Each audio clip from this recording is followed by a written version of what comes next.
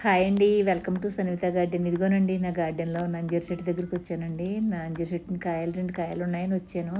ఒక కాయ రాలిపోయి కింద పడిపోయినట్టుంది. నేను చూసుకోలేదండి. ఇంకో కాయ ఉందని హార్వెస్ట్ చేసుకుందామని వచ్చానండి నేను.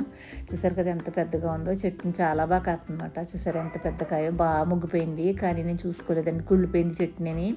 ఇంక పనికిరాదండి. హార్వెస్ట్ చేద్దామని వచ్చానన్నమాట నేను. ఇప్పుడే చూసాను. చూసేసరికి పోయిందన్నమాట మొత్తం అంతా. సరేనా పోతే పోనండి, చాలా కాయలు కోసుకున్నాం కదా మనం అయితేని. ఇదిగోనండి ఇంకోటి అండి, ఎందుకంటేనండి నేను ఈ పట్టు 2 అంజీర చెట్లు తెచ్చుకున్నానండి. ఎప్పటి నుంచో చెప్తున్నాను కదండి.